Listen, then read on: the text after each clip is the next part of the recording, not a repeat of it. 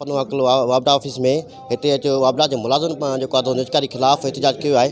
अचो त खेनि पंहिंजो सनन कहिड़ा मुतालबा आहिनि। जीअं त अॼु जो ही पर एहतिजाज वापडा जे जेका त मज़दूर साथी आहिनि ऐं वापडा hydro electric workers labour union जे तरफ़ खां अॼु असां पुरअमन एहतिजाज आहियूं। जेको वापडा खे निजकारी में जेका त गवर्नमेंट ऐलान करे चुकी आहे त ॾिनो वञे थो, असां उन जी पुरअमन एहतिजाज ऐं मज़ामत कयूं था ऐं असां मुतालबो रखूं था वज़ीर आज़म पाकिस्तान खे त साईं असांजो जेको ही इदारो आहे निजकारी खां बचाए वञे। असांखे जेका त पंहिंजा असांजा निजकारी वञण खां पोइ हक़ खसिया वेंदा, एम्प्लॉइज़ ख़तमु थी कई वेंदी।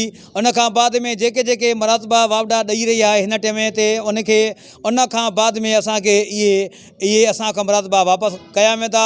जीअं त हमेशह तव्हांखे ख़बर आहे त जेकी बि गवर्नमेंट ईंदी आहे, अॻ में पीपल्स पार्टी हुई, नून लीग हुई, जेकी बि गवर्नमेंट ईंदी आहे त निजकारी जे अमल खे जारी रखंदी आहे ऐं हमेशह उहे टेबल ते अची करे असांजे मज़दूरनि जो जेके बि मुतालबा आहिनि ऐं उन्हनि मंज़ूर कया आहिनि ऐं मञिया आहिनि ऐं वापसि अची विया आहिनि। लेकिन हीअ गवर्नमेंट बज़िद आहे ऐं असांजे हाइड्रो इलेक्ट्रिक पावर यूनियन जे तरफ़ां असांजे अब्दुल लतीफ़ निज़ामानी साहिबु जेको असांजो क़ाइदु आहे उन असांखे हुकुम ॾिनो आहे त हीअ न मुड़ण वारा आहिनि ऐं हिन गवर्नमेंट जे ख़िलाफ़ु तव्हां पंहिंजी हर सब डिवीज़न में पूरे पाकिस्तान लेवल ते निजकारी जेकी आहे त खे नामंज़ूर कयो ऐं हमेशह असां तव्हां ॾिसंदव त मज़दूरनि जी जेकी आहे त असांजो जेको फ़ैसिलो आहे उहो कामयाबु थींदो ऐं असां हिनखे नामंज़ूर कयूं था निजकारी खे ऐं असांजे जेको आहे त फ़ैसिलो बिल्कुलु असांजे मज़दूरनि जे हक़ में हूंदो। तव्हांखे ॿुधाईंदा हलूं त अॼोको जेको असांजो एहतिजाज आहे उहा निजकारी जे ख़िलाफ़ु आहे, उहो हुकूमत जे ख़िलाफ़ु आहे। हुकूमत जेको फ़ैसिलो कयो आहे इहो ग़लति फ़ैसिलो कयो आहे। हीअ क़ौमी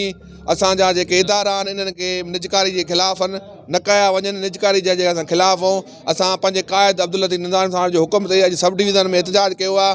वॾे हीअ एहतिजाज कयो आहे, पर एहतिजाज आहे, उन खां पोइ इहो फ़ैसिलो वापसि न वरितो हुयो त असां एहतिजाज खे अॻिते वधाईंदासीं। जी बिल्कुलु इन्हनि जी ॻाल्हियूं ॿुधियूं। सनन चवणु आहे त वफ़ाक़ पारां हर आए ॾियारे जेको आहे असां ज़ुल्म कयो थो वञे। असां जेको इदारो आहे प्राइवेट हवाले कयो थो वञे। हीअ जेकी निजकारी ख़िलाफ़ु असां एहतिजाज कयो आहे इहो परअमन एहतिजाज आहे। सनन चवणु आहे असांजा मुतालबा जेको आहे सो मञिया वञनि, न त असांजो जेको एहतिजाज जो जेको सिलसिलो आहे उहो जारी रहंदो। कैमरा टीम सां गॾु माजिद मैसर, जेकब न्यूज़, पनवा।